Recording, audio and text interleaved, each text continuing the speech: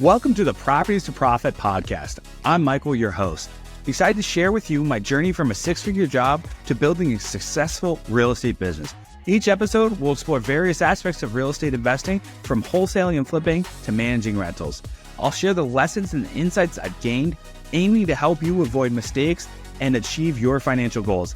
Expect guest experts, valuable tips, and practical advice to guide you on your own real estate journey. Thank you for tuning in. If you find any value in this podcast, please subscribe, share, and follow me on social media.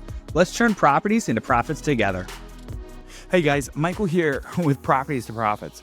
And today I really want to talk about how we use third-party stories to really convey to our sellers that we hear what they're saying and that we're able to help them out of whatever situation they're dealing with. So this got brought up today, actually. I was talking with a seller. She happened to be selling her house out of Dayton, and she was a bankruptcy. And she's just been paying on this bankruptcy and feels like she's not moving the needle forward. And so she went on and on about how she had to do this bankruptcy because it was the only way to save the house. She didn't know what else to do. The lawyer got paid, and she was kind of frustrated about that. And they rolled some really bad debt into this bankruptcy and consolidated, but the interest was all different and adjusted and agreed upon and all of these things. And she just was like, man, I just feel like it'd be better if I sold my house, paid off my debts. And that would put a lot of cash in my property. She's on this property for almost 20 years and all of her equities in this house. She owes nothing on it. And so she could pay off all of her bankruptcy and put 20, 30, 40 grand in her bank account. And she's never had more than 5 grand in her bank account all of her life. So that would allow her to sleep a little bit better at night, knowing that some things were taken care of. Well, how I got this seller to open up and how it's ultimately going to turn into a better deal for us is I was able to share not one, but two other stories of how we helped someone avoid bankruptcy, and they were very grateful for it because it saved their credit.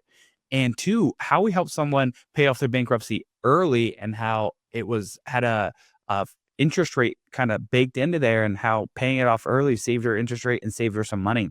And she just has to find what's more important to her. She's got a home that needs some updates. And so once I really shared those stories and I knew the sellers' names that had gone through a similar situation, it really opened up because she realized that we've helped people like her. And in dealing in sales, people really want to know that you've helped someone like them, and they think that their situation is very unique to them. And in some regards, they are right. Everyone's situation is a little bit different, but overall gist is a lot of people can be grouped together. And when you have that story and you've been in business for a while and helped a lot of sellers and can group those sellers together through a third-party story and use their name, use the property location, it really makes the seller a little bit more comfortable opening up with you, or in any sales situation, your prospect opening up to you and sharing what else is really going on and what else they really need to accomplish. It can really open that door, open that gateway to allow you to help them and serve them in their best way. You gotta be careful using these, because when they do hear a third-party story that really aligns with them, a lot of times it breaks down that barrier that they've been holding up. And as a sales professional, you really just gotta be careful not to overly complicate that and take advantage of that. There are some people who would take advantage of that and use that to their advantage. So I just ask that make sure in the sales conversation you're using your morals and ethics and really trying to help and be for the beacon for whoever your prospect. And what we do, we buy houses. It allows us to help them come to the decision that selling their house to us is the best decision, which allows us with our investors and our partners to get better, deeper discounts, and helping them move along faster. It's easier for me to close a house if it's a really good deal than it is a tight deal. I don't have to go checking different lending sources or anything like that. If I've got a great deal, it's easy to find a partner when I have a great deal. And so it allows me to assure that the seller is going to be able to sell their home and move on to their next steps, whatever they do.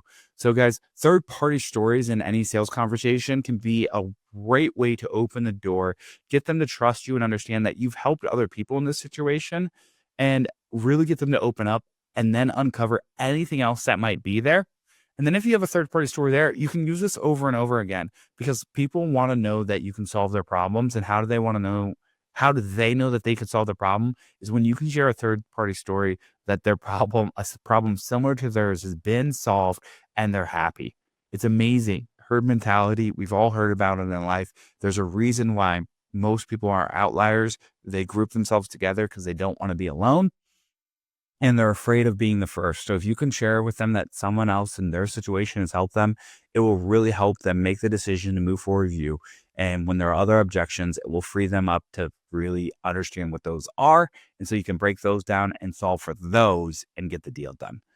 That is one thing we use in sales here to make sure we're finding the best deals and being able to help our sellers, which in returns help us get better deals for our investors and allow them to make more returns, whether that's active income through them buying the deal and using as a rental or flipping, or them investing alongside of us.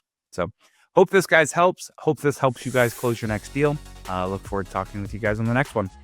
Thank you for listening to the Properties to Profit podcast. I hope you found today's episode valuable. If you enjoy the show, please subscribe and share it with others who might benefit. Follow me on social media for more updates and tips. Until next time, keep turning properties into profits.